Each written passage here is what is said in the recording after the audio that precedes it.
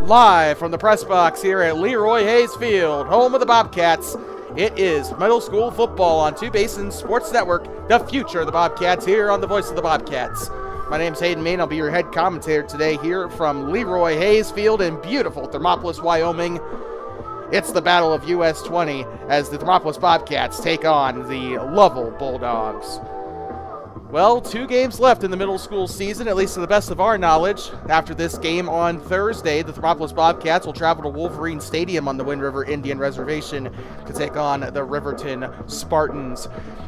It's nice to be up here in a brand new press box here at LeRoy Hayes Field, and we hope that you will have just as much fun watching this game as I will calling it.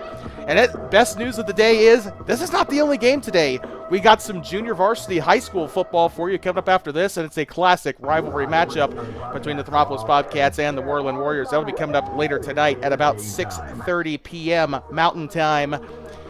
Mere seconds away from starting this matchup here. Like we said, the penultimate contest of the season for the Thermopolis Middle School Bobcats as they take on Lovell Bulldogs, a continuation of this little series between the two districts as the Lovell Bulldogs paid a visit to Thermopolis on Friday. The Bobcats won that high school game 20, I forgot it was 20-12, or I forgot the score already.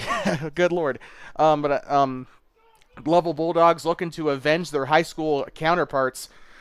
Also, would like to give a big shout out to Chase Rasmussen of Lovell, Wyoming for giving us the roster here today. You are an absolute saint, sir. Thank you very much. So we will have a roster for the Bulldogs today.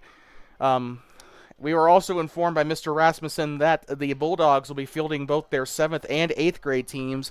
They will switch them out kind of like what Worland does whenever they play the Bobcats. So do keep that in mind. Lovell will be kicking off to start the game. Here's who's who. Lovell wearing the blue uniforms with the black pants and white helmet, white lettering, and a white and black stripe across the shoulder pads. They'll be moving left to right. Bobcats wearing their all-purple helmet, jersey, and pants. Yellow lettering, yellow stripe, 2 yellow stripes on the shoulder pads, and an onside. Turn that down just a little bit. Either the saturation or the... Yeah, that looks better, I think. Of course, if it looks too blue for your taste, just let me know.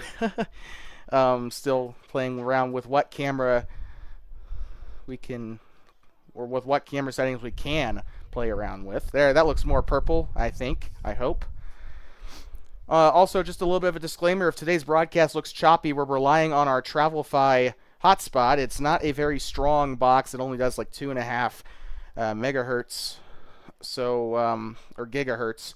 Not very good for what we do. We do have a new box coming in a couple of days. Hopefully it'll be here on Saturday. We also have, speaking of, during the volleyball games against Grable, we actually, just before the freshman game, we actually just ordered a new camera as well from Walmart. So that should be here this weekend.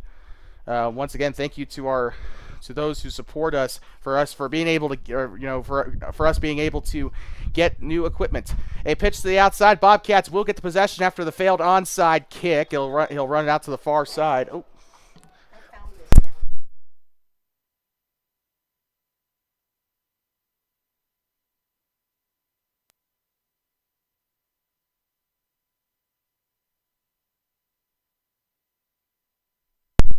Also, we just had a nice old lady just, we had an old lady just deliver $10 up to the press box. So if you have lost $10 and $1 bill, that is up here in the press box for you. We're going to try and get this returned as best we can. I'm not a complete thief. Far side here and a fake handoff, and he's going to shake off a defender. This is going to be Garrison down the near side, and he'll finally be brought down. Trying to remember who it was. I think it was number 74 in on the chase there. That is Dane Wilson, the 8th grader. We'll bring up 3rd down for the Bulldogs, for the Bobcats, but great job by Garrison to shake off and even get a positive yardage out of it. 3rd and 7 here for the Bobcats. They will try to get a first down here. Bobcats have systemically done pretty well on 3rd down conversions, so let's see what they do. Under center, Garrison with the pitch around the outside. That looked like a six-man play there, and that'll be brought down by number 42, I believe it was, in on the tackle. Trying to get his number here. He should, or sorry, that's not a 42. That is actually a 43. Garrett Henley, the 8th grader, in on the tackle for the Bulldogs. And we're not really that shocked to see a run game here at the middle school level. 2 minutes gone here in the opening quarter, 6 minutes to go. And it looks like it's going to be an empty set here for the Bobcat. Oh, check that. Never mind, they have one in the backfield. I thought it was empty for a moment. I thought Garrison was in shotgun, so I apologize. Takes the snap and around the outside. He's going to have it, and that might be just short. The run taken by Dawson McLean, the 8th grader. And that will be a turnover on downs for the Bobcats. Lovell will take over at their own 35-yard line. Now let's see what this Lovell offense is all about. I do expect it to be a somewhat balanced offense for a middle school team. We saw Lovell during the warm-ups. They kind of did some passing stuff. Looked like a pretty good passing team. Also, another alarming thing I saw in the warm-ups, they had a kid taking kicks during warm-ups. So if Lovell scores, you could probably expect them to go for the 2-point conversion, which, by the way, at the middle school level here in Wyoming, they kind of use the 6-man rules. You get 2 points for kicking it and 1 point for passing or running it into the end zone. Like I said, 6-man rules. Speaking of 6-man, we actually will be in Meeteetse in October twice this year for some football. We got a middle school contest and a varsity contest coming up in a couple weeks against the KC Buckaroos. So that will be right here on TBSN, helping out our neighbors 45 miles up the road in Meeteetse. Taking the snap and a pitch to the outside, number 25 on the carry.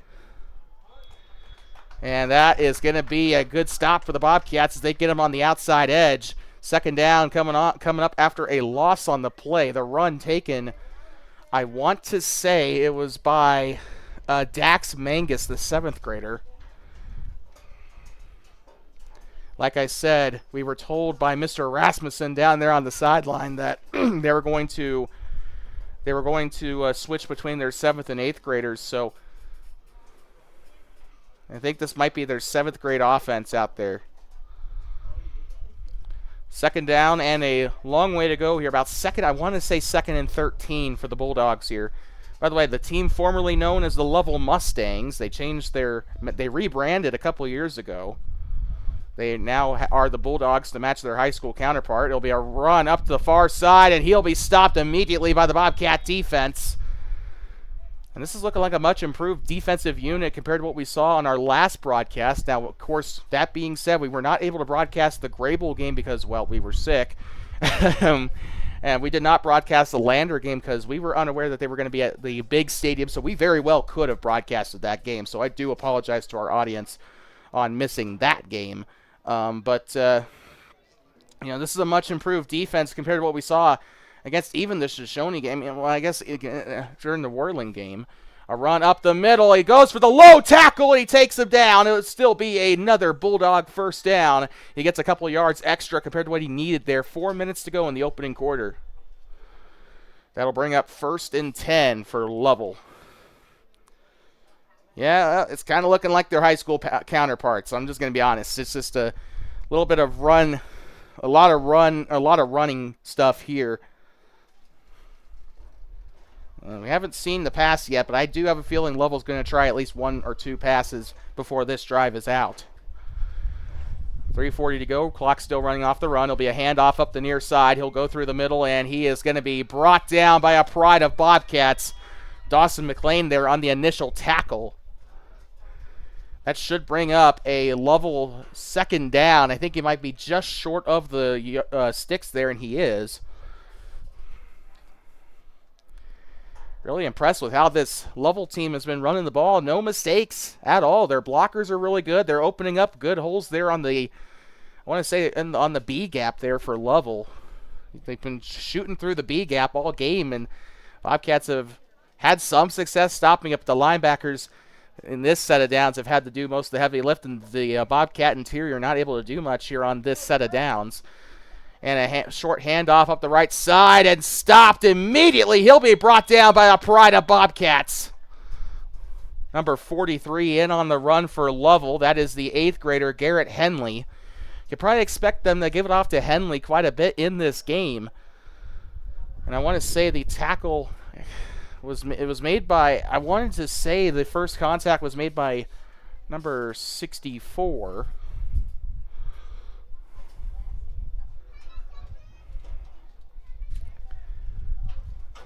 And the purple shell is going to try to stop this run here. It's 3rd and 1. Ball has been placed at the 43-yard line in Bobcat territory. So let's see, Lovell coming out here.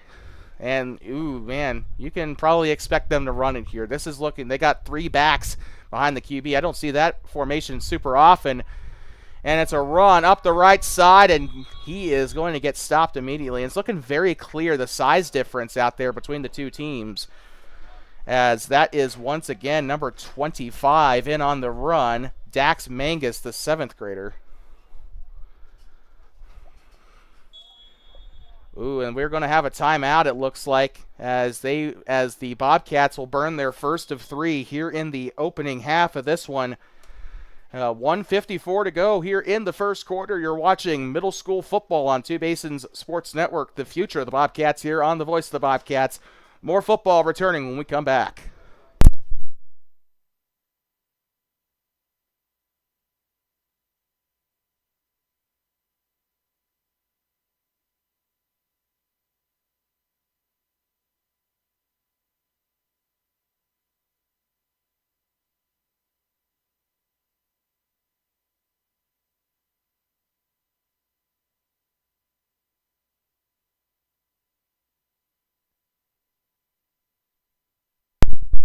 We'd like to welcome you back here inside of LeRoy Hayes Field, home of the Bobcats, as the clash between, well, I mean, these two teams are going to get pretty familiar with each other over the next couple of years. Lovell and Thermop obviously in the same conference for football.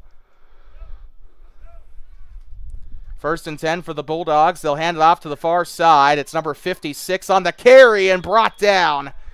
Number 61. Bo Defo, the 8th grader, on the tackle. Number 46, I think I said, was the runner, or 43. Or no, it was 56. That was Alex McElwain. How the heck? I am so sorry. Alex McElwain in on the carry for the Bulldogs. Couple of fresh runners on that play. Good job there. Lovell utilizing everybody out there in the backfield. Takes the snap and a fake handoff. He'll pass it to the far side. Wide open, and it's caught. And he is brought down. Number 6, Soren Weber, in on the tackle. Couldn't see who the receiver was for the Bulldogs. I think I said the number, but I was focusing too much on who was in for the tackle. So I believe that should be, that's the first one I've seen today by Weber. On the defensive side. 1st and 10, though, for the Bulldogs. A well-executed pass play there for the blue and white. And here come the Bulldogs. It's trying so hard not to call them the Mustangs. And a low tackle brought to the ground there. Dax Mangus on the carry for the Bulldogs. When I was in 8th grade, when I was on the defensive end of the ball against this team, they were the Mustangs. So, and you know, it's really hard for me not to, like, it's like a primal thing to call them the Mustangs because, hey, you know, that's what I grew up with, right? But they just recently rebranded to the Bulldogs like a couple of years ago. Takes the snap and a handoff to the near side. And to be fair to them, their American Legion team is still called the Mustangs. Brought down by a pride of Bobcats there.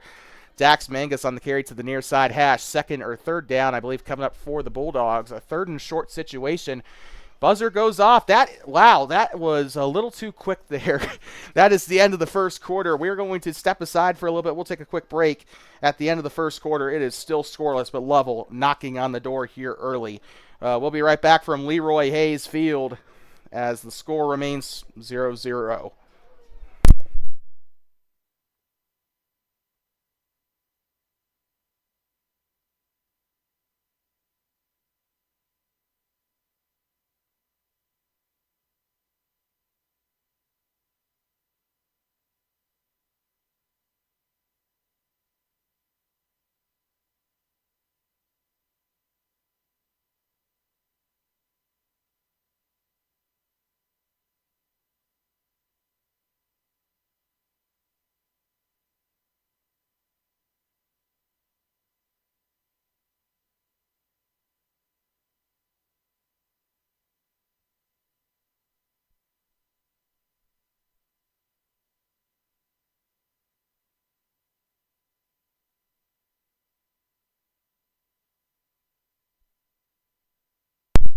Like talking back inside of LeRoy Hayes Field, home of the Thermopolis Bobcats. Middle school football on Two Basins Sports Network. As we are into our second to last contest of the middle school season, unless there is a surprise scheduling within the next couple of weeks. And this season has gone by way too quickly. I don't know if 6 or 7 games is enough for, or 6 games is enough for a middle school. That's just my opinion. The 6-man teams usually go the full way, but that's because they don't have wrestling. It's 8 minutes to go in this second quarter. Well, 8 minutes on the board. That's a regulation middle school quarter, at least in our league. It'll be a pitch to the near side. He's going to try and run through the edge, and he is going to be still on his feet and brought down. And the carry by Dax Mangus for the Bulldogs. And it took an entire Pride of Bobcats to take him down on the near side.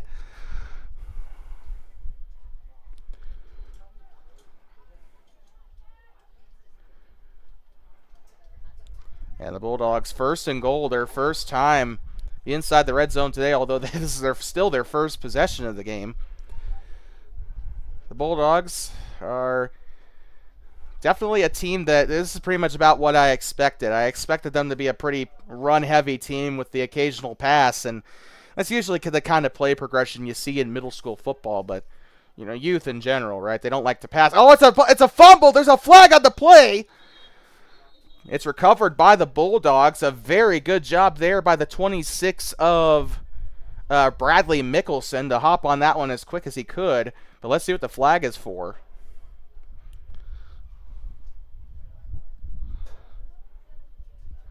And it looks like it is going to be...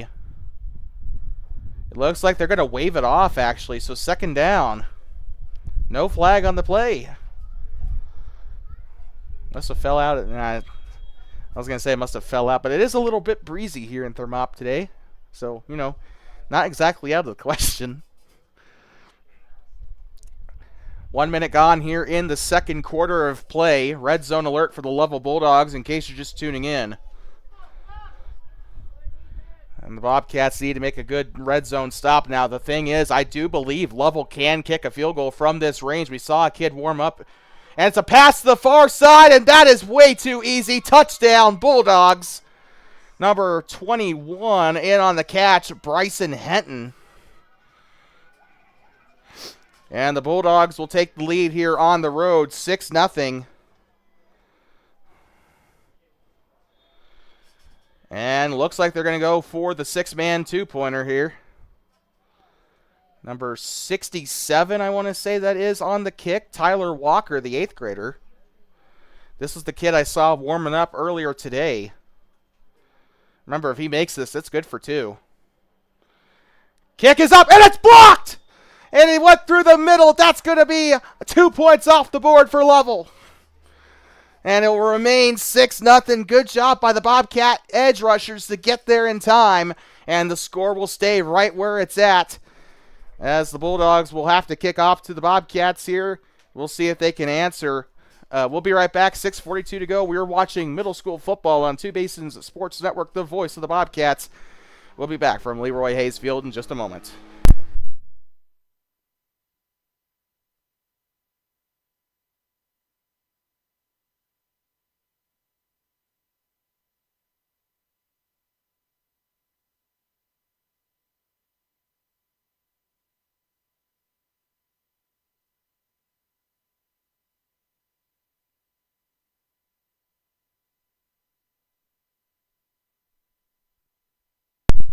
I'd like to welcome you back here inside of Hot Springs County High School, home of the Bobcats, LeRoy Hayes Field. And it's been a very entertaining game here.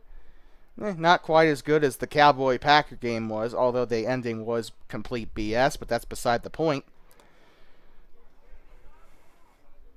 No, I'm serious. There's no room for ties in the modern NFL. You won't see a tie here, though, thank God. A kick.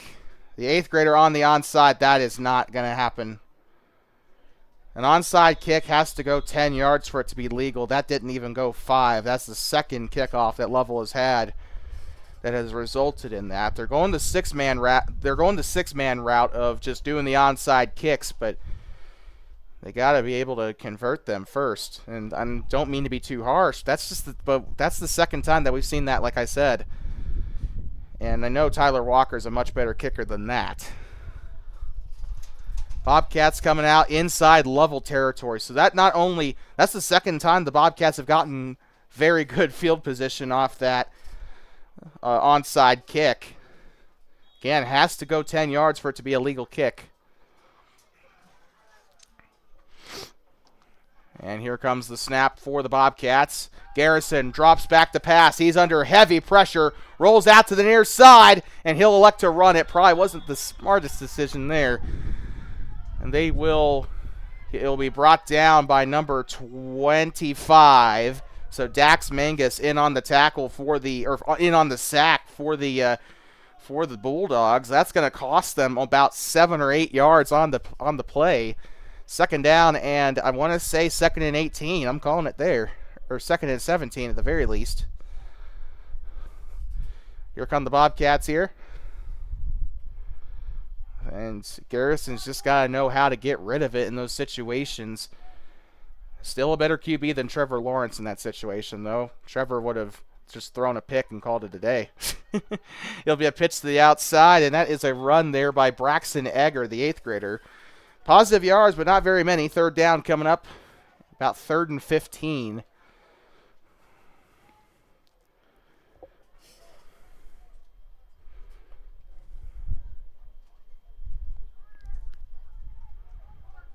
And so the Bobcats going to try and get some positive yards. They had a turnover on downs on their last play.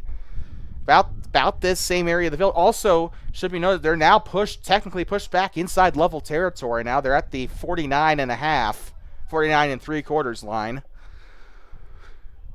Takes the snap, hands it off to the far side. He is rumbling, but he'll be brought down, and a good tackle by Trenton Enos with a good carry there either way. Didn't catch who got the tackle there for the Bulldogs. Again, the handoff, the exchange from Garrison to Enos will result in a 4th down. He did gain about a 1/4 of a yard there. And they will punt the ball. Looks like back to punt it will be Garrison. And I'm trying to see, I think it's Mangus back to return. Nope, never mind. They're going to call. Yep, they are going to call him there. I thought it was the number 26 that was originally back there, but Mangus was called back there by his teammate. And the punt, this is going to have an awkward bounce. Garrison will down it at about the 45-yard line. That is some Australian rule stuff there. Good Lord, what a bounce. Well, the bright side is next week they go onto a turf field, so wonder how much better it'll be for the punts on the turf field. But, yeah, Lovell will take over 1st and 10. Scored on their last play. It was actually a receiving touchdown to, I believe it was Alex Mackel. No, it was not. It was Bradley Mickelson that caught it.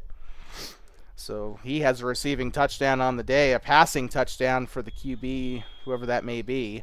He's been under center all day. I haven't really been able to see what number he is. One man lining up in a 3-point stance. This is again, this is something you'd see in like 6-man. A handoff up to the middle. By the way, QB appears to be number 26, Bradley Mickelson. So Mickelson is not the receiver that caught that then. I'm trying to figure out. Dang, who was the receiver then who caught that? I'm worried way too much about that. 4 minutes to go halfway through the second quarter. 2nd and 9 coming up for the Bulldogs. 2 timeouts left for the Bobcats. Lovell still yet to use a timeout, although frankly they haven't really needed to. Takes the snap from shotgun, drops back to throw. He's going to hail this one to the far side and almost hauled it in. Incomplete. Garrett Henley, the intended target on the far side. And that'll bring up a Bulldog 3rd and 9. Very good pass there by the 26 of Bradley Mickelson. Unfortunately, the receiver just didn't have the hands to haul it in on that play. That would have been a fantastic play. Mickelson's been giving them some good passes today. It's half, in my opinion, on a pass play in American football, it's half QB, half receiver. You could have Tom Brady on your team, but it's not going to matter if the receiver can't get his hands out and haul it in. It's half receiver. Once it leaves the QB's hands and gets to the receiver, that's on him at that point. Unless he overthrows him by 10 yards, then yeah, that is the QB. Takes the snap. It'll be a fake handoff. He'll reverse it around the near side. Number 21 in on the carry. And it'll bring up fourth down. A very good tackle there for the Bobcats. On the carry was Bryson Henton, the 7th grader. Like I said, the size difference between the two teams is just interesting. When the 8th graders are out there on the field, it's almost night and day. But now Bobcats with a very successful stop, and I think they're going to force Lovell to punt it here. By the way, coming up after this on Two Basins Sports Network, I know we're not halfway through the broadcast yet, but coming up next after this game, we got some JV football for you here on TBSN. The Worland Warriors coming to town.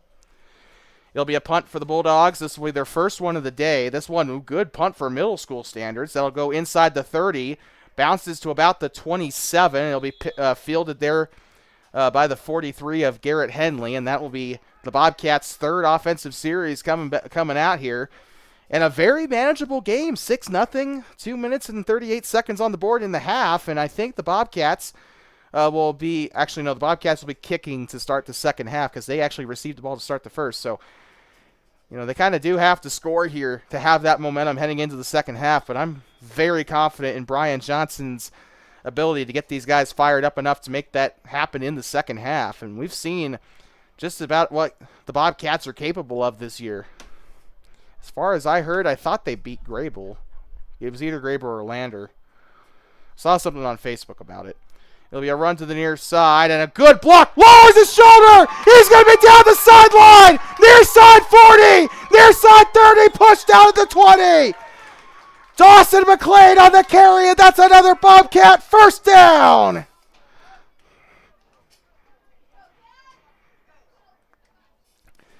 And he made magic happen. A lot of good blocks there on that right hash. And McLean lowered his shoulder to make a hit himself and made one of the Lovell defenders look silly there, frankly, on the 40-yard line, or on the Bobcat 40-yard line. He didn't get up for about 5 seconds after that. And now here they go, 1st and 10 on the 25-yard line. Bobbles the snap. It'll go to the far side. A good run, though. Number 12 there on the carry for the Bobcats.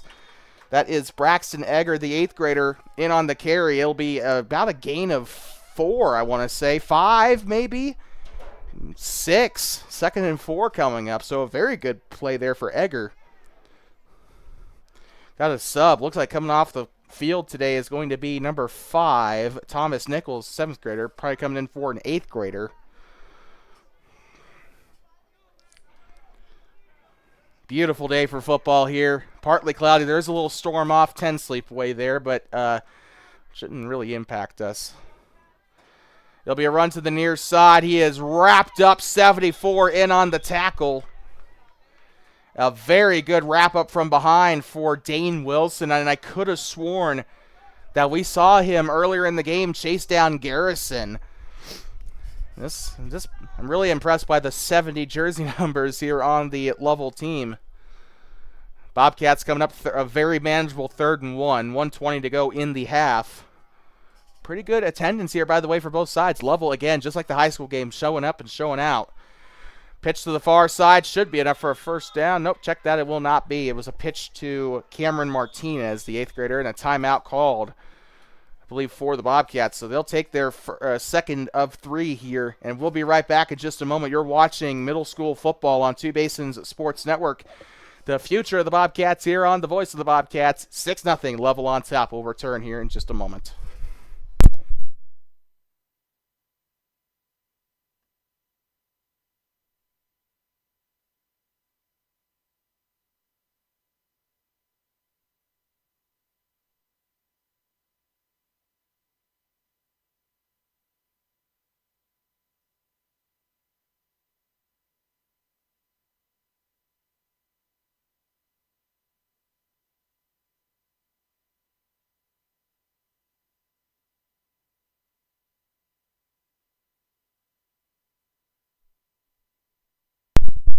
We'd like to welcome you back here inside of LeRoy Hayes Field on the campus of Hot Springs County High School. Thermopolis Bobcats and Lovell Bulldogs on Two Basins Sports Network.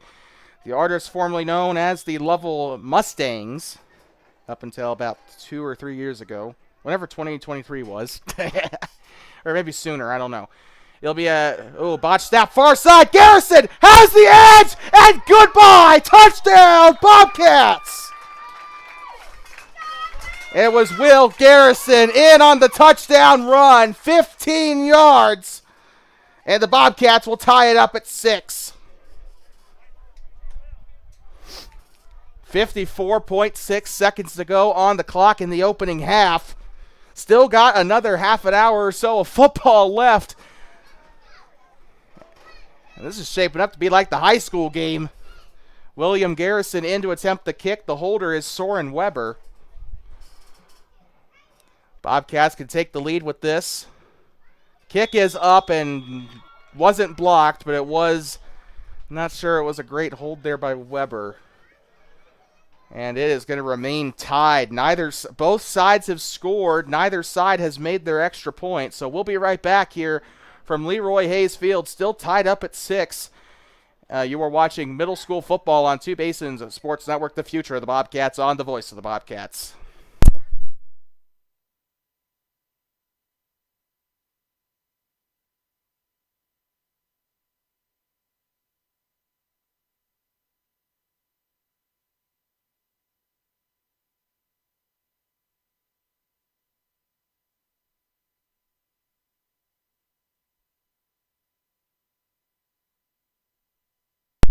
I'd like to welcome you back inside of Hot Springs County High School here at LeRoy Hayes Field.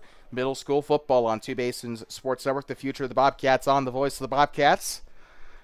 Second quarter, 54.6 seconds to go. Will Garrison scores the opening touchdown for the Bobcats off of a 15-yard run off of a botched snap.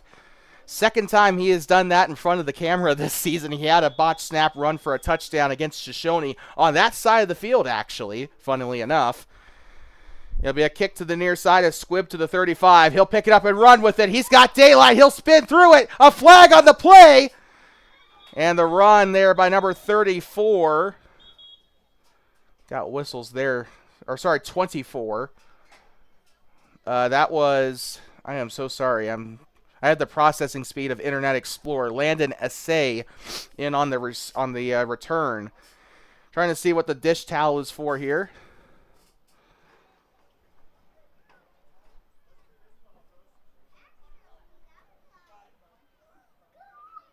And we're just waiting on the white hat, and it looks like, illegal hands to the, I think they said illegal hands to the face on Lovell there. It was either that or holding. It wasn't holding because it was an open hand on the referee signal. I would assume it's illegal hands to the face or block in the back. Actually, I apologize, block in the back. Nobody told me that. I just remembered out of the blue. When I was in middle school, we used to get both the Bobcats and the team we were facing. We'd always get called for blocking the back all the time. So that referee hand signal should be ingrained in my memory at this point. But and blocking the back, such a common penalty in the youth levels. You can block about where the ball is. That's about it. A screen pass to the far side. It's caught.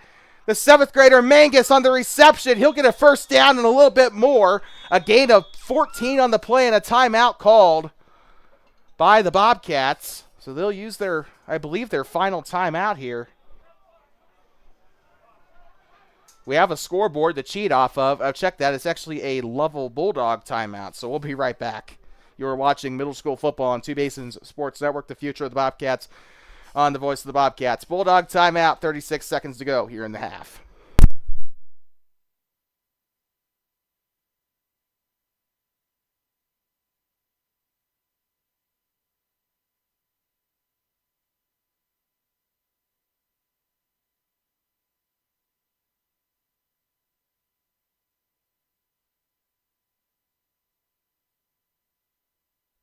Talking back, Lovell out of the timeout first. And there's the whirling bus.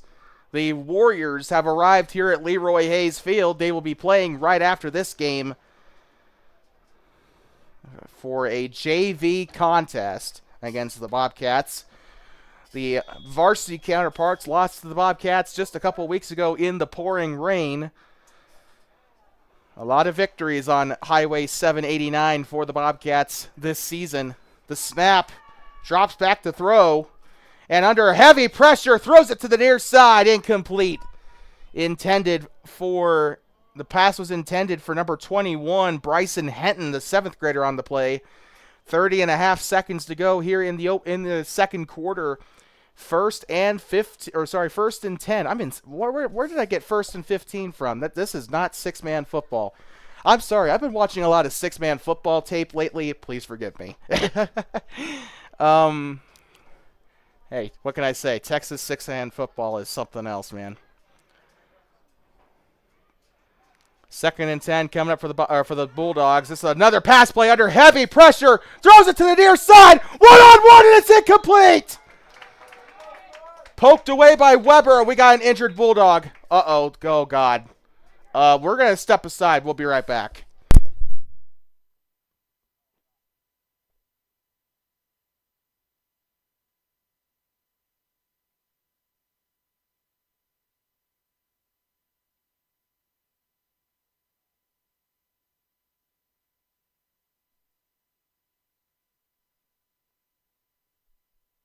Injured player was Garrett Henley. He was writhing around in pain, but he is running to the sideline under his own power. Henley was the intended receiver on that play. Good job by the 7th grader. By the 8th grader. Just unfortunately couldn't haul it in. He had 3 Bobcats in on coverage, and I think I saw Soren Weber on the SWAT for the Bobcats, so very good play there by the 8th grader. I'll tell you what, he may not be the tallest kid out there on the field, but he is definitely the most impactful. And, when he gets to high school next year, that JV team is going to be interesting. Because you're going to have Will Garrison. You're going to have probably still Tanner DeLay. You're going to have probably still Oliver Beer. You're going to have Bo Defoe. You're going to have Dallas Dallas. Or no, not Dallas. He's a 7th grader. What am I talking about? And he's going to have to run for his life here to the near side. Wrapped up and taken down. Number 67 in on the tackle. That is Nick Ahrens, the 7th grader.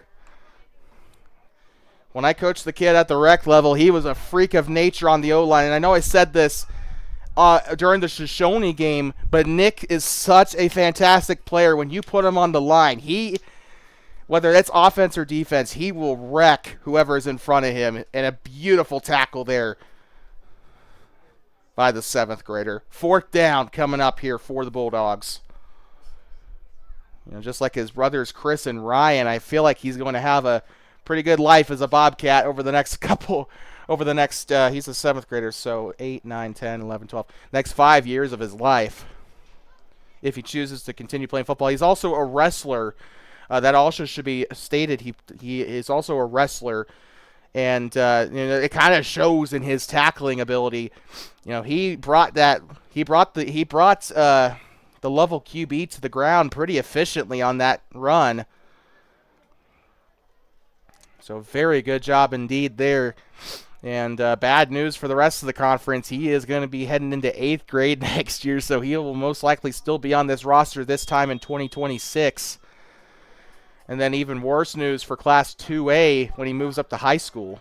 Also in wrestling. Now, keep that in mind. Under center, number 26, Mickelson. 4th down and 12 is the play here. 11 seconds left on the board. Drops back to pass. Looking to the near side. Under pressure. And wide open. And it's caught. And he's wrapped up and taken down by Weber. The catch made by the 25 of Dax Mangus. He's got a really cool helmet, too. He's wearing one of those Zenith helmets, the Zenith Shadow, one of my favorite helmets. And he looks good, and he's been playing good all day. Timeout called by Lovell. We're going to step aside. We're going to take a quick break. 1st down coming up for the Bulldogs when we come back.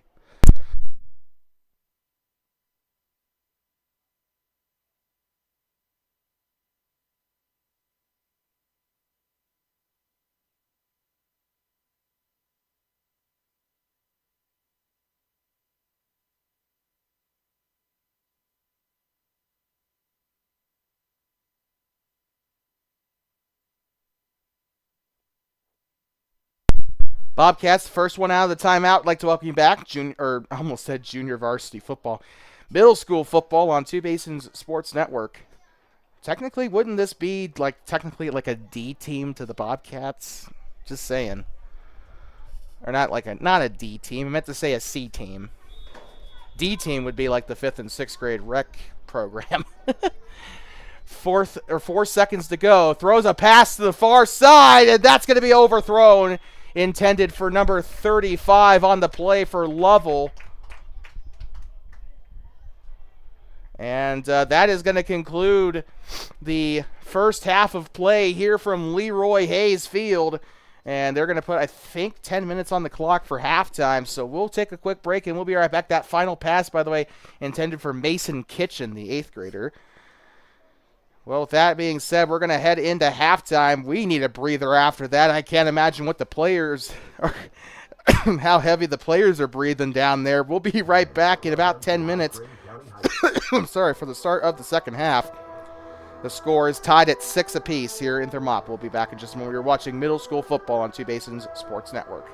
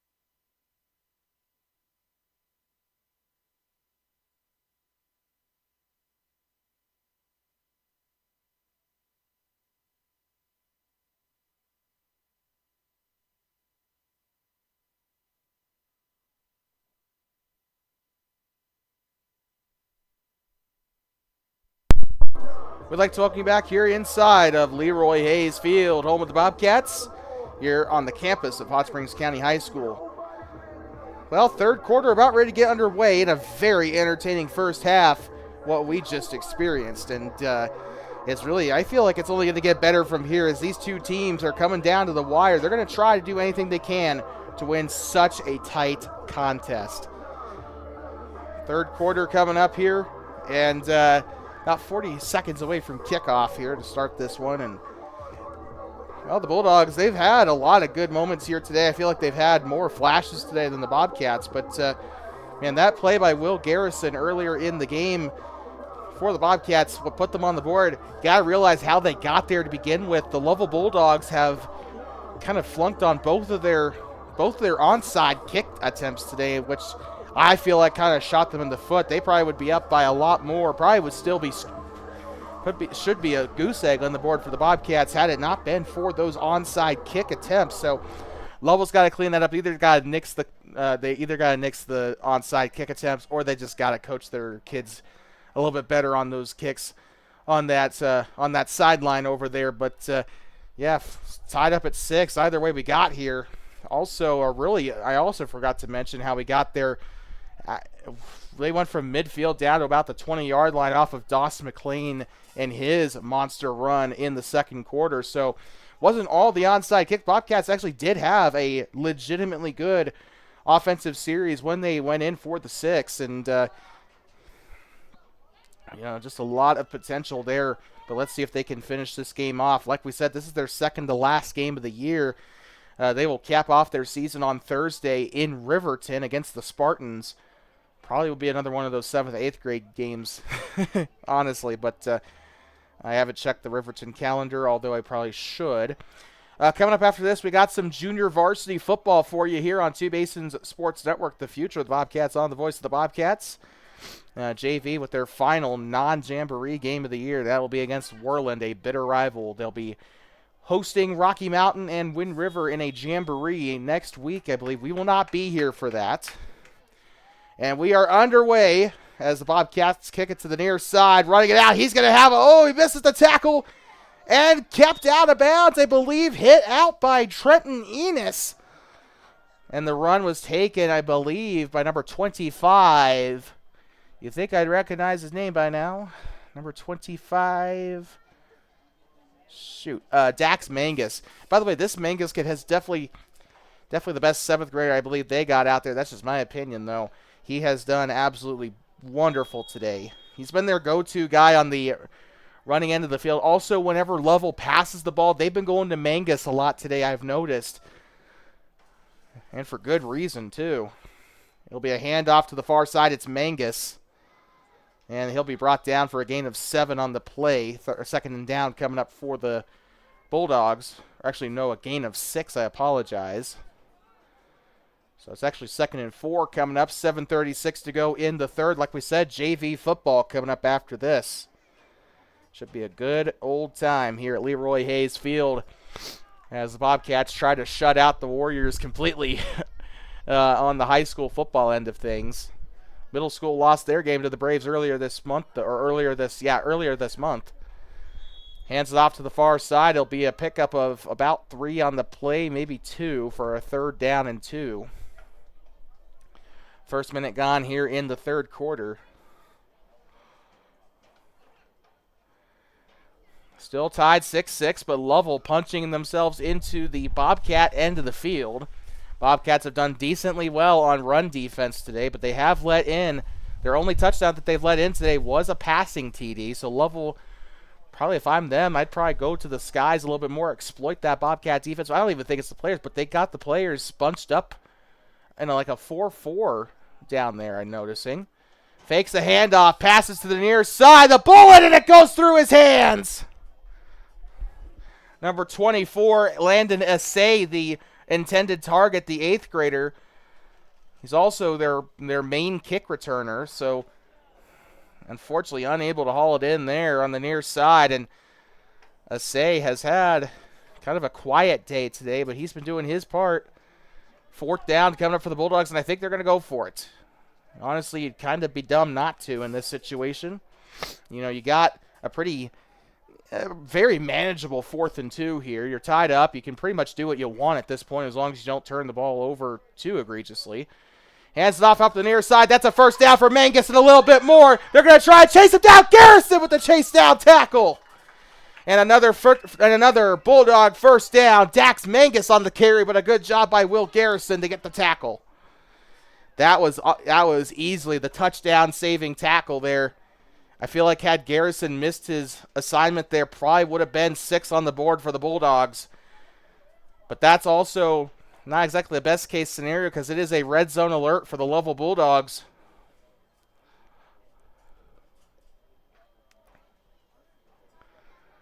Lovell lined up on the near side hash. Looks like they're going to go 3 backs here. They've been doing this formation all day. Runs it up the near side, and I think that's Mangus that they gave it to. It was either Mangus or the 24 of Assay. So they'll bring up a Lovell second down. I don't think he got anywhere on that run. That's the thing.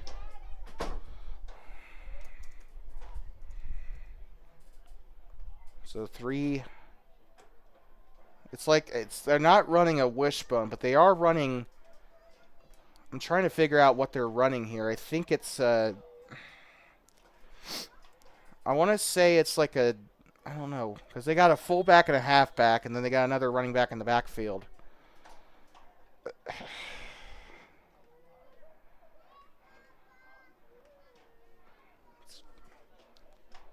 Anyway, Lovell's still there in the huddle. They're going to break out. Power I, that's what that is. It's a power I. So Lovell, I think they're going to go with that power I again to the left this time. Yeah, they are. That's what that is. They got a running back. They got running backs stacked on top of each other and then one to the left. It'll be a run up the left side. That formation has been a little bit difficult to stop today for the Bobcats. I've noticed Lovell's gotten most of their yards off that formation.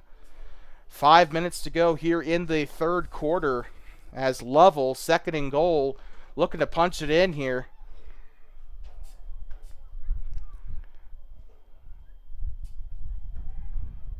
I got a substitute coming onto the field. I'll check that. Nope, he's just getting the play. That is 26 of Bradley Mickelson, their QB here. He's had a pretty good game today for the Bulldogs. 4:36 to go. Clock still running off that carry. Power I again for the Bulldogs. Takes the snap. It'll be a run up the left side, and he'll get in. Touchdown, Bulldogs, number 25. Dax Mangus on the touchdown carry. His first rushing touchdown of the day. Bulldogs' first rushing touchdown in general today. They had a passing touchdown, I believe, to Mangus earlier in the game, or somebody similar. Might have been McElwain. And so with that, Lovell is going to have to make a decision because they missed their last PAT. It was actually blocked. I think it probably could have gone up and in if it weren't for the Bobcat D-line doing what they do best. But let's see what they do. I think they're just going to go for 1 here. Nope, they are not. They are going to go for 2 as Mickelson sets up on the hold. Number 67, Tyler Walker, set to kick it away or kick it up here. Takes the kick, and that's up, and it's blocked again. And the score is going to stay put. Lovell 0 for 2 on PATs. Actually 0 for 4 here this week from LeRoy Hayes Field in general. The high school team missed both their PATs last week as well. And we're going to be right back in just a moment. Lovell retakes the lead. Bobcats are going to try to answer. We'll be back from LeRoy Hayes Field in just a moment. You're watching middle school football on Two Basins Sports Network, the future of the Bobcats, on the voice of the Bobcats.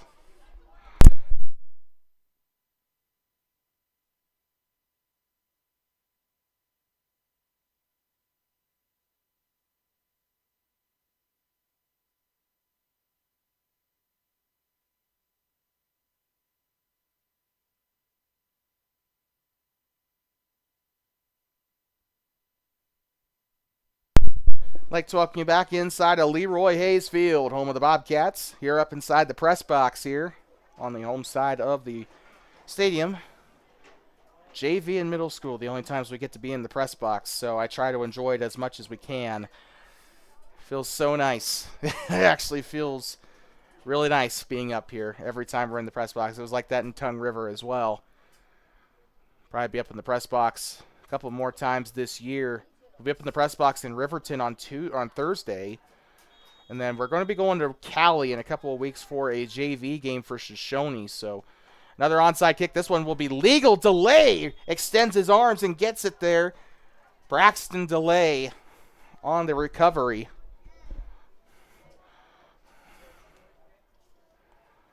Braxton Delay is a 7th grader, by the way.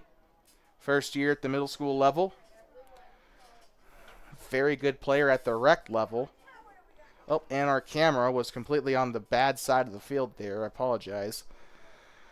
So you did not see the onside kick, and that means you did not see Tanner Delay defy physics-defying moves just to get the ball in his grasp. He stretched out his right arm just to get that, or his left arm actually, just to get the ball where he needed it to. So they'll have it right there on the 49-yard line. 1st and 10 for the Bobcats. And a pitch to the outside. They're going to look to go past midfield. He's going to dance his way to the middle and brought down on the play by number 5 of... that is Thomas Nichols that brought him down on the play, the 7th grader. A lot of 7th graders making big plays here in this game.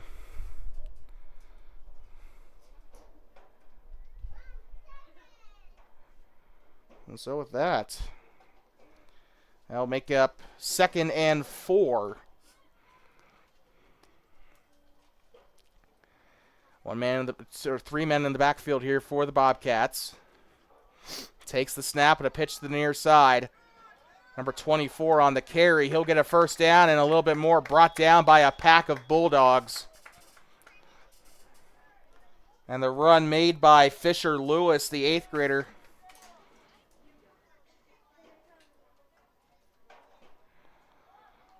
And so they will get another Bobcat 1st down. With 3:30 to go in the 3rd quarter, a lot of football still to be played here in this game. Only 8-minute quarters, but it seems like they last for a lifetime. That's not that I'm complaining. I'm just saying. A lot more on the board than you think there is. But at the same time, there's less than you think because it runs out quickly, but it also takes forever. Pitch to the far side and brought down in the backfield. The run by Braxton Egger doesn't go much further than there. It could have been a good run. He had a good angle to the sideline there, but he's got to explode out of the run. They got it. What they need to do, what Brian, Andrew, and Darren need to do down there. They need to tell him. They need to coach him. Hey, you got to explode out of the backfield when we go up for the snap. You got to explode out of that spot. Then take off upfield. I mean, he's got to have a better release than that. Sorry, I'm going into coach mode there. I apologize. The pitch to the outside. Delay. Gets the original sticks there. It'll be 3rd down and at least 9. He'll be brought down. Braxton Delay, I believe it was, on the carry. 2:15 to go in the 3rd quarter. JV football coming up right after this. We saw Worland actually in the bleachers over there on the far side. They have, I believe, since gone to the locker room. Not any black or orange in sight. Just nothing but blue over there on the far side. Well, there's a couple of black shirts over there for the Warriors. Soren Weber lined up near side. I could probably expect there to be a pass here. They got their one receiver out. He's checking with the ref to make sure he's good. He'll take it, takes the snap, drops back. He's burning. They're going to throw it to the near side. And it's incomplete. They will rule it incomplete. It did not survive the ground. But good job by Weber. He locked up on it, came back toward the football. It's kind of what you're supposed to do in that situation on a deep pass.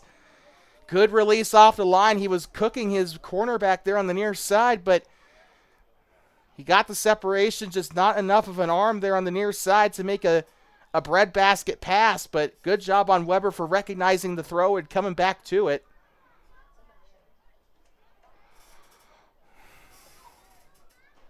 It'll be 4th down and 9 for the Bobcats here. Let's see. I think they're going to go for it here. Yep, they're going to send a man in motion here.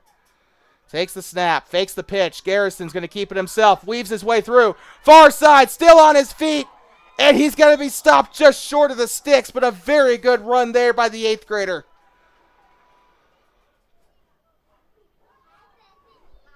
And so that'll bring up first down for the Bulldogs, the second turnover on downs of the evening for the Bobcats. This has been a very entertaining game to watch on the ground for both sides. Lovell's been dominating the ground. They've tried to go to the skies a couple times. They do have a passing touchdown, but since then they haven't had a lot of success on their passing offense. The Bobcat pass defense has actually been clamping up since that second quarter. They've done a very good job. Bobcats getting up into their stances here.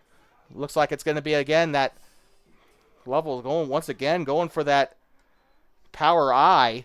There'll be a run up to the near side and through the middle. He'll get a gain of about 8 on the play. The run made there by, couldn't quite see.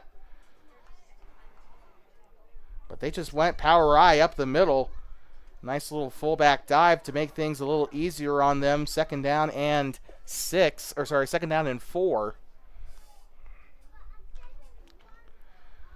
Now here comes, once again, Lovell coming out again. Looks like they're going to still use that power I. Why change what's working? Takes the snap. It'll be a handoff up the near side. Looks to be a halfback dive to the left. And he'll get enough yards for the first down, maybe 2 yards more than he needed. And I believe the carry was by the 25 of Dax Mangus, their go-to guy all day. He's been quite literally carrying this Lovell offense, carrying the rock for. He's got to have at least more than 100 yards by now. I'm not keeping stats or anything, but if they were taking stats, I'm sure they'd have a pretty good field day writing down Mangus's yards total here. 15 seconds to go on the board here in the third quarter, and the Bobcats are going to walk off the field. They're just going to let this clock run down. Oh, never mind, they're not. Well, they're going to let it. They're going to let it go, but they're not going to walk off the field.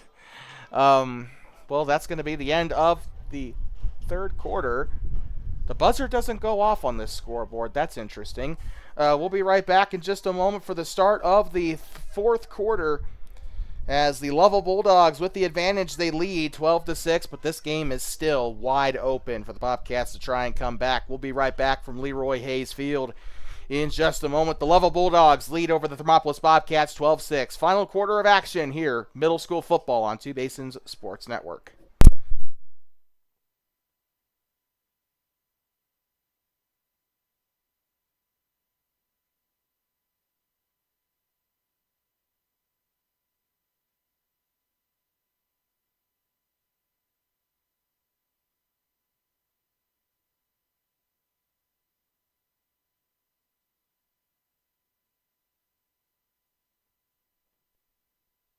Thermopolis Bobcats and Lovell Bulldogs on Two Basins Sports Network. Coming up after this, we got JV high school football coming up for you.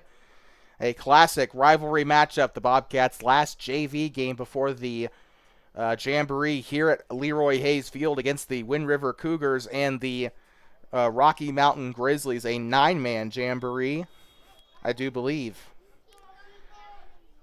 And with that, 8 minutes left on the board. Anybody's game here in the fourth quarter. And let's see what they got here. Takes the snap, pitch to the outside. It's Mangus. And breaks through. He's going to have a run to the far side. Tripped up and out of bounds. Weber was there to push him out. At least I think that was him. It might have been. It was either him or somebody else there on that far side. Could have sworn I saw at 6, and he is back there as a safety, so I'm going to assume that is him. Cheston Kimes coming out of the game here. 1st and 10 for the Bulldogs off the run by Mangus. The 7th grader has just been lighting it up today for the Bulldogs. Sun's starting to set here just a little ways here at LeRoy Hayes Field. The field's starting to turn a shade of orange. Speaking of orange, the Warriors set to take on here in the JV contest. Run up the far side and brought down.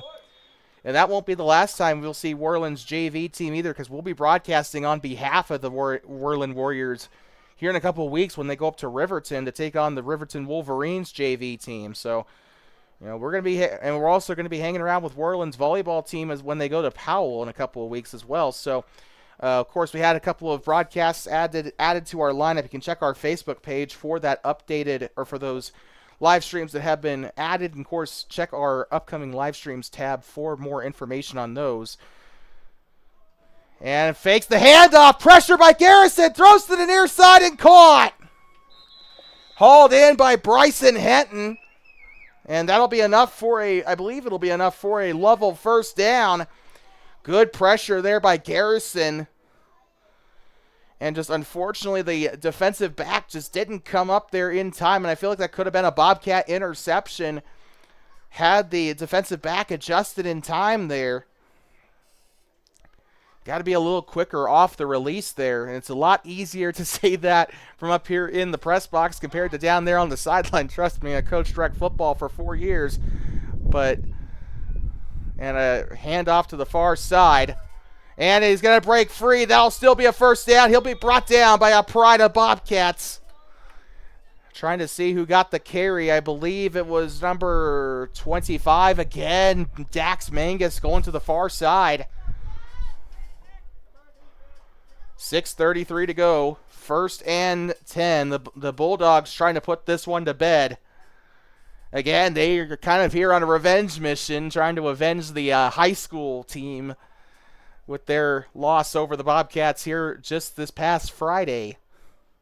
First win in 10 years over the Bulldogs for the Bobcats, by the way, according to the Gridiron Club Facebook page.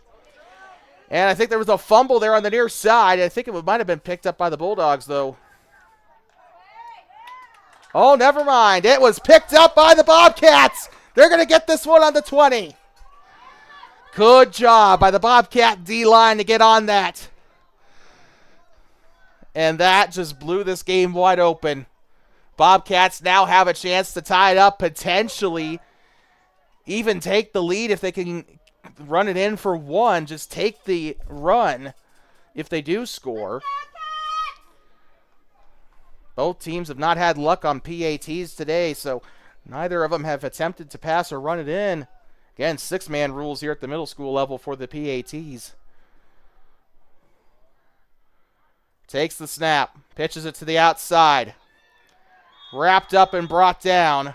Number 24, Fisher Lewis on the carry for the Bobcats. That'll bring up second down, and a timeout has been called for the Bobcats. So we're going to step aside as they use their first timeout of the half. And we'll be right back here. You're watching middle school football on Two Basins Sports Network. The future of the Bobcats here on the Voice of the Bobcats. 12-6, but the Bobcats have possession on their own 17-yard line. We'll be right back.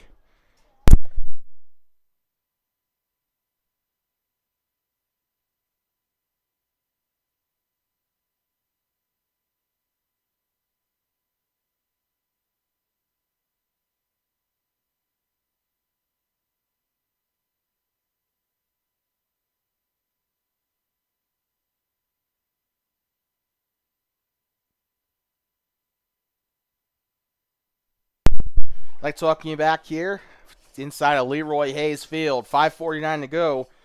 Setting up for a great finish here to this middle school game, the second to last middle school game of the year for the Bobcats.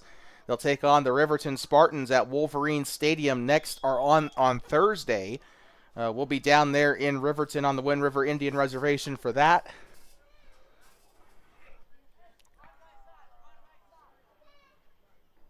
In shotgun here, takes the snap. Garrison back to pass, rolls out to his left side, cuts right. He's going to weave his way through. Evades one tackle. He'll be brought down and gets a decent gain on the play. Third down, and he'll get inside the sticks. Not the greatest run in the world, but he had no other option. He had two Bulldogs flanking him from both sides there. Uses his feet to get out of that situation pretty quickly. You know, the odd thing is, too, Garrison is wearing number 7. You know who else wore number 7 and could run fast? Michael Vick. Except I pray to God Will Garrison does not have a dogfighting ring.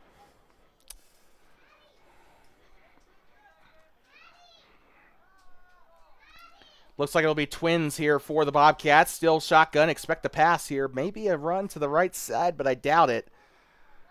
Check that, though. Run to the left side. It'll be number 4, Trenton Enos on the carry. 4th down coming for the Bobcats, and only a gain, if that, of 1. Might not have gained anything at all, actually. So 4th down and 9 coming up for the Bobcats off the Enos run, and Trenton, unfortunately, just has not had a lot of good luck on the outside edge on those carries.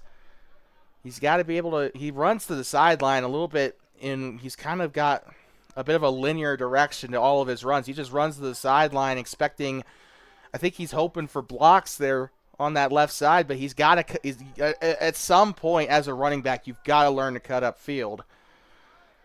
Because you can't run to the sideline forever. You're just giving more time and more of an angle for Lovell. That's going to be illegal procedure there. There were 2 men on the what's it called? I'm sorry. On the motion there. So the pre-snap motion, yeah. Oh, they're going to call a false start there. So actually, yeah, the call is false start. There were 2 men in motion, though, for the Bobcats, and that's illegal and unless you're in Canada.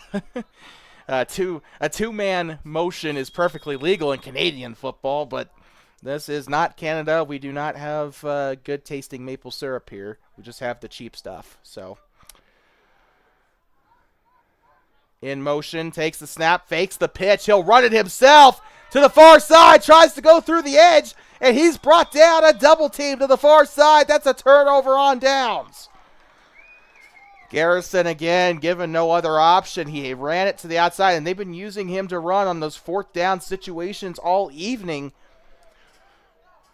3:43 to go in the 4th quarter.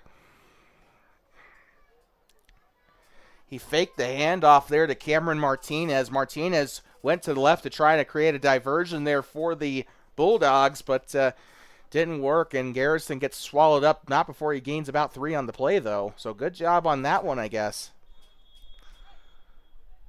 Got a whistle here, a long whistle. Oh, nope, they're just going to keep it going. Bradley Mickelson under center again for the Bulldogs.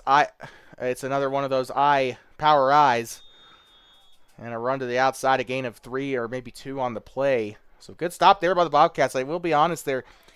You know, their run defense, it was good in the first half, but now the second half, it's kind of been hit or miss. They got to be able to, they're doing a half-decent job containing on the outside. That's usually been the Bobcats' issues. They have not been able to pursue on the angle. They've not been able to contain outside.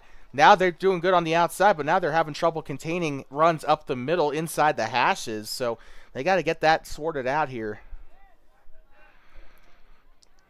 Got to try and have a good angle there in the inside. They're going to try running up the right side. Missed the tackle. And a good tackle there on the inside by number 34, I think that was. Or no, 24. That is Fisher Lewis there on a great tackle there on the right end of the field. So that'll bring up 3rd down, and I want to say 7 or 6 for the Bulldogs inside the red zone. Again, we still don't know what Lovell is capable of in terms of special teams. They've tried PATs today, and I wouldn't put it past them to try a field goal from this far or from this close to the goal line. Try and get some points to put this game away. Bobcats still trying to bring it into overtime, though, if that. Hands it up, fakes the handoff, throws to the far side, screen pass, wrapped up and taken down. 4th down coming up for the Bulldogs. Bo Defoe in on the tackle. And a great stop there by the Bobcats. It was actually a tackle for loss by Defoe. Beautiful job.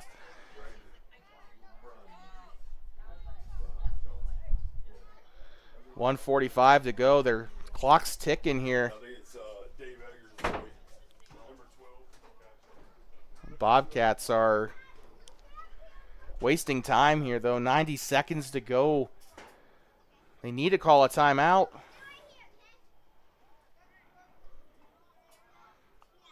Yeah, now they'll call a timeout. So with that, should be a Bobcat timeout.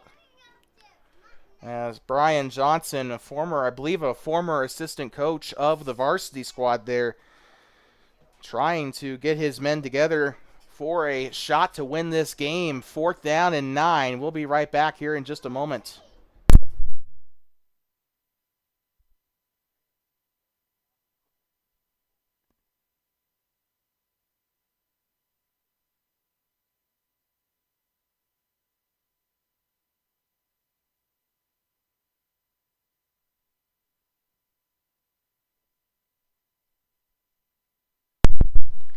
Well, Bobcats are already out of the timeout. 4th and 9. Lovell Bulldogs trying to group together, go for a game plan to get this 4th down conversion.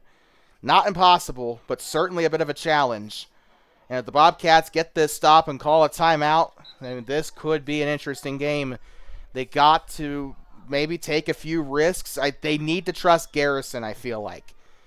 They need to trust Will Garrison. Get Soren Weber open. On that last passing play that the Bobcats had, Weber was cooking his defensive line or his defensive back. They need to trust the two here to get a play done. Weber is a good receiver. Garrison is a good quarterback if you give him the time to throw. It'll be a pitch to the outside to Mangus, and he'll be rushed out of bounds. Dafo was there on the initial hit, and that's going to stop the clock. A turnover on downs. The Bobcats will take over 1st and 10. A great turnover on downs. 1:12 to go on the clock. Do the Bobcats have enough? It's Packers and Cowboys all over again. And hopefully the Bobcats have better clock management than the Packers did. That was very embarrassing on Sunday night. I will tell you that much. If Jordan Love did not throw it into the turf, that would have been a Packers loss. But nope, we get treated to a tie because the NFL sucks. Bobcats 1st and 10. First down is at the 21-yard line. They got a long way to go here. Doubles here. Takes the snap. Rolls out. Looks to his left side. He's going to try and run with it. He's going to try and look downfield. Evades one tackle. He's trying to get out of bounds. Stays on his feet. He's out of bounds at about the 20. That should stop the clock. 101 left on the board. Good run there, and I am so sorry if that is dark. Uh-oh. Well, the clouds have come in, and my camera does not like it for some reason. Let's just fix the white balance here. That might actually help. It could be better, I guess. Shoot. There we go. That's a lot better. What do you say? All right. Bobcats lined up. 2nd down. Clock stopped. Takes the snap. Run to the far side. And he is wrapped up and taken down and whistled dead. They just kept going after him. Both the 24 and 25 for Lovell there on the dual tackle, and a timeout called for the Cats. They'll use their 2nd timeout. They got one left. And with that, we'll step aside again as the Bobcats trail 12-6, trying to mount one final attempt to get on the board.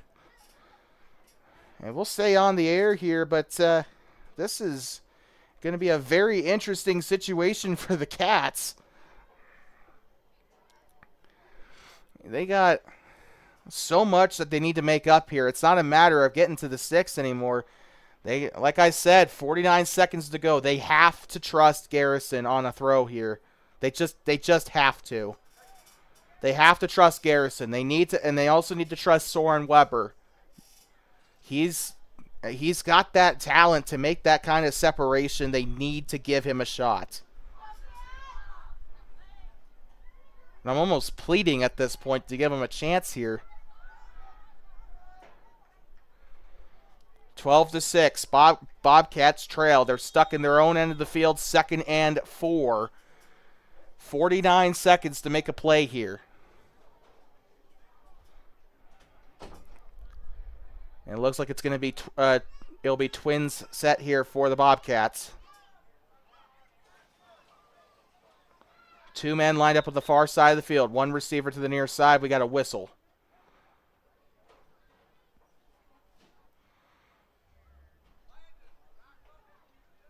And what's going on here? Referees are saying third down. They actually had the wrong down on the chain gang there. So they're going to move it to third down here. What do they got? Takes the snap. Rolls out to the left side. Somebody open on the left. It's caught! Near side! And he'll go out of bounds. Trenton Enos in on the reception. A crucial play there. Clock will stop at 41. Bobcats trying to march it downfield. I feel like Garrison probably could have stayed in the pocket there. I also saw Braxton DeLay. He was scooting downfield. He was open on that left side. Like I said, the Bobcat receivers have the talent to make magic happen. It's just about whether or not the coaches trust them to make those plays. Soren Weber lined up almost wide open there on the far side. That's a big mistake there for Lovell to leave that side open. Twin set here for the Bobcats. Twins to the left. Sends a man in motion. Takes the snap. And fakes the handoff. He'll run it himself to the near side. And he'll run it out of bounds. That should be a Bobcat first down. 35 seconds to go. Bobcats playing smart football here. They are wearing down that Lovell defense with each passing play. As long as they can get out of bounds, then that's all that really matters to the purple and gold here. And what a finish to this game that this is shaping up to be. 12-6 against a team about twice their size.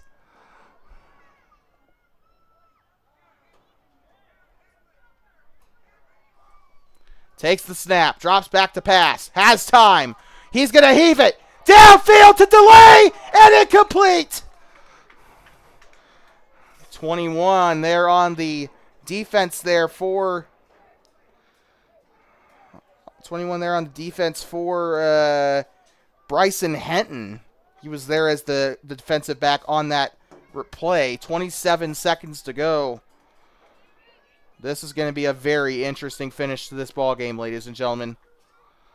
Middle school football, nothing like it.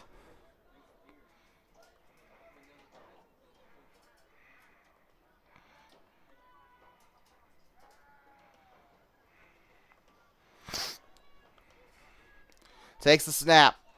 He'll run it himself to the near side. Looks like one of those option plays. Breaks a tackle. He'll get out of bounds out of midfield. Looks like the last one to make contact there was the number 56 of Alex McElwain. He was there on that last shoulder hit there. 20 seconds to go. We're sorry, it's pretty dark. There's a little bit of cloud cover here at LeRoy Hayes Field. It wasn't like this on our camera, I don't think, during the night games. So I don't know what's going on here. Might be our contrast, actually. No, it is not. Takes the snap, drops back to throw. Looking, rolls to the outside, evades a tackle. He'll go through the middle, down to the 40, near side 30, and out of bounds at the 29-yard line. That's another Bobcat first down, 8 seconds to go.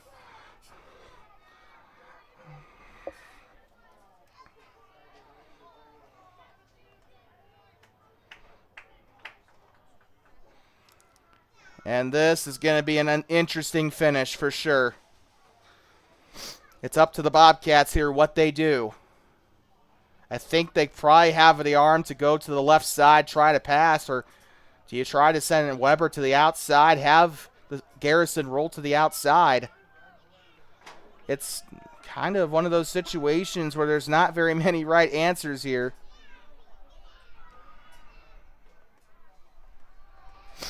And drops back into a lot of trouble. And he'll stiff arm a man. He's got to run out. Run out. There they go. And out to the 30-yard line. Clock probably should be at about 2 seconds there. 0.8 of a second left on the board. And I promise we're done playing with the camera color. That should be good enough.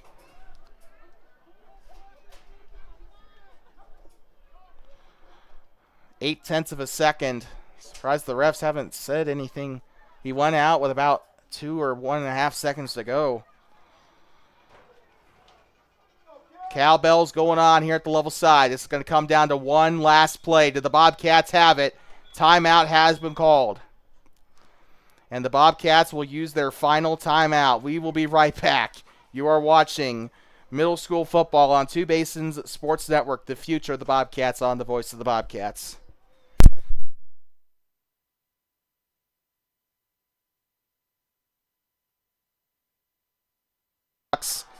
We'd like to welcome you back here inside of LeRoy Hayes Field. And, of course, our internet box screws us again. Thanks, TravelFi. You're a reliable company. Doesn't really matter, though. The Bobcats, unfortunately for them, they tried to toss up to the far side. It was almost picked off. Lovell batted it down. Of course, you can't see it because our internet is unreliable and the school Wi-Fi is not good enough to go without the box. So, yeah, great, thanks. Anyway, very interesting finish to the game there. Final score, Thermopolis Bobcats 6, Lovell Bulldogs 12.